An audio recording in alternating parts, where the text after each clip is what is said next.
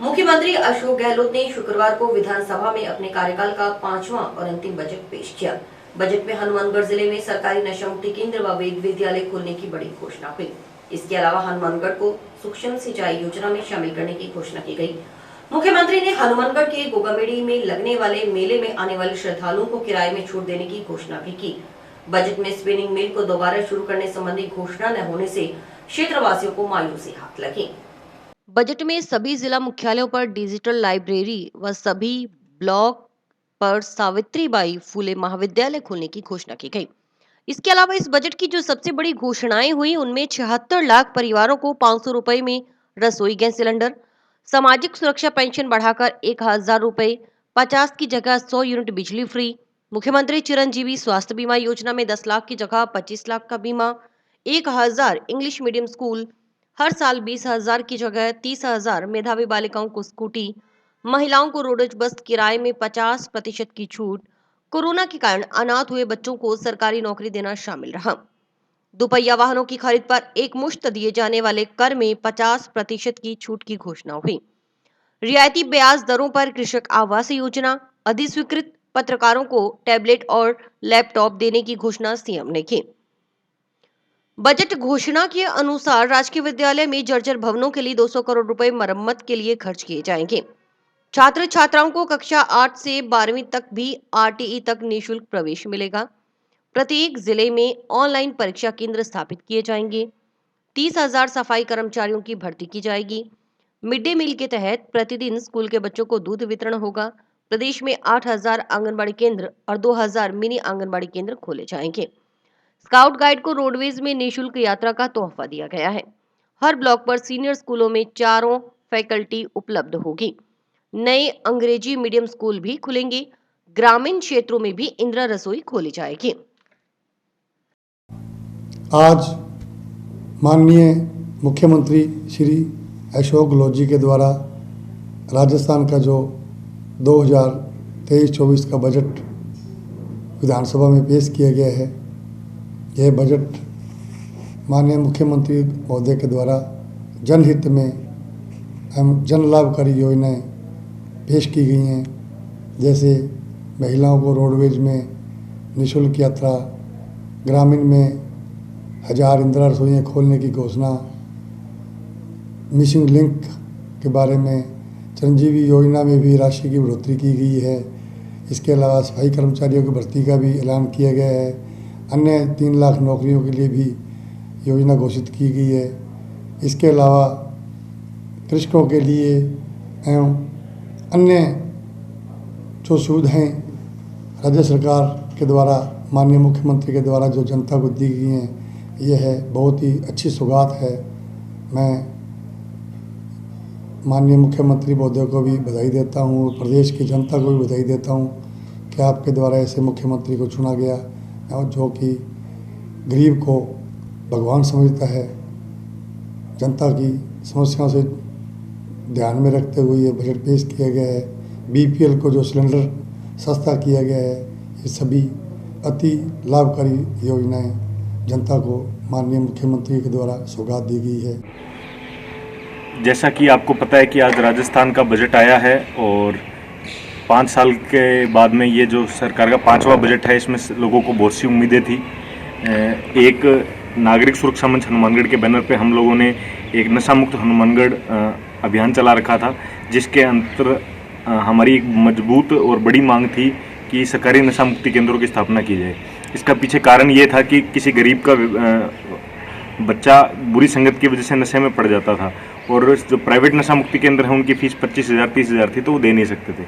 इसके बाद में अगर उसको इलाज प्रॉपर नहीं मिलता था तो वो या तो चोरी की तरफ जाता था, चोरी चकारी लूटपाट की तरफ जाता था, या फिर वो नशा बेचने लग जाता था। तो इस तरीके से क्राइम की घटनाएं बढ़ रही थी। सरकारी नशा मुक्ति केंद्र इसका एक स्थायी इलाज माना जा सकता है कि अगर स्थायी सरकारी नशा मुक्ति केंद्र खुलेंगे तो गरीबों का इलाज हो पाएगा और क्राइम की घटनाएं भी कम होगी। लेकिन साथ ही हम ये भी चाहते हैं कि इसकी जो सरकारी नशा मुक्ति केंद्रों की मॉनिटरिंग है वो जिला मजिस्ट्रेट के अंडर की जाए, ताकि इसके ऊपर एक अंकुश रहे, लोग फर्जी आंकड़े दिखाकर पैसा ना उठाएं और इस पे एक दबिश रहेगी। अगर अचानक से कहीं मरीज बढ़ते हैं तो जिला मजिस्ट्रेट को तलब किया जा सकता है, एसपी को तलब किया जा सकता है।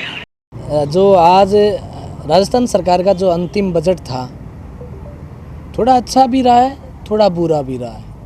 अच्छा तो रहा है जो स्कूली शिक्षा है, स्कूली शिक्षा में बेहतरीन काम किया है राजस्थान सरकार ने, इसलिए राजस्थान सरकार को हम बधाई देते हैं। पर तो उच्च एजुकेशन के अंदर कोई नए आयाम नहीं लेके आए। सिर्फ एक विश्वविद्यालय, खनन विश्वविद्यालय खोले है। उसके बाद जिस तरीके से आज जो राजस्थान के सरकारी कॉलेज जो सोसाइटी पर दिए, उनको स्थायीकरण की कहीं जिक्र नहीं किया गया।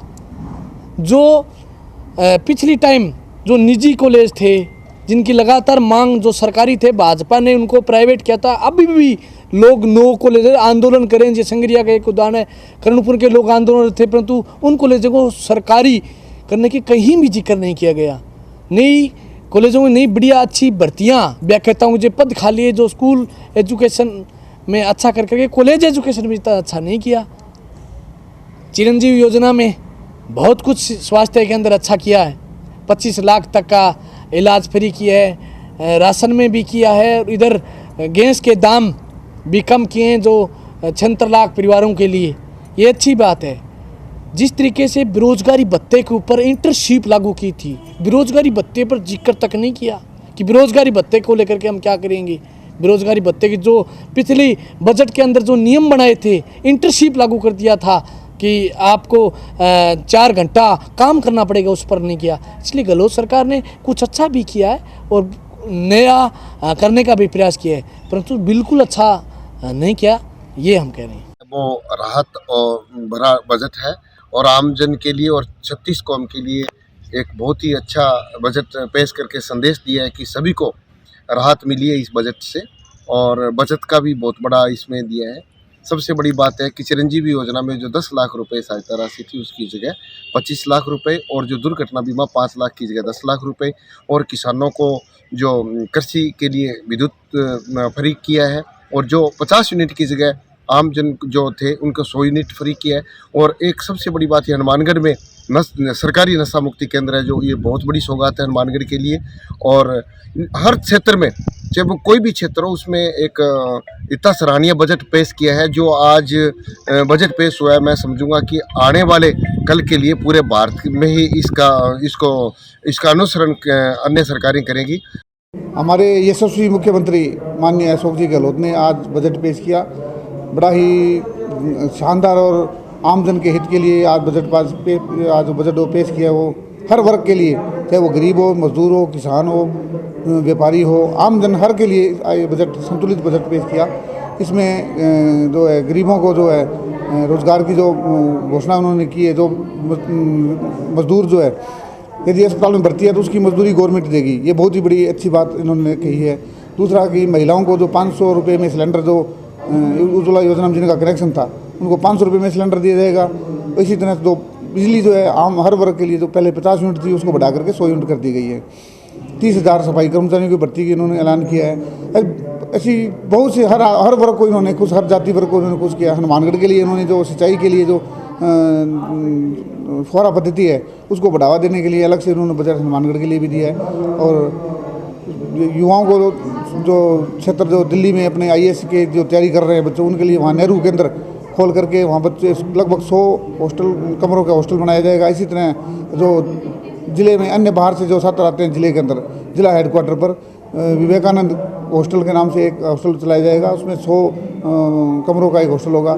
तो इस तरह से हर वर्ग को इन्होंने खुश करने की कोशिश की है। राज्य सरकार ने बजट पेश किया है और अभी चल ही रहा है, उसमें अभी जो सनसनी के खबरें आ रही हैं, हनुमानगढ़ के अंदर जब गहलोत साहब आए थे तो हमने उनको ज्ञापन दिया था, और ज्ञापन में किसानों ने, मजदूरों ने प्रमुख मांग थी हमारी कि स्पिनिंग मिल जो है ये खोली जाए।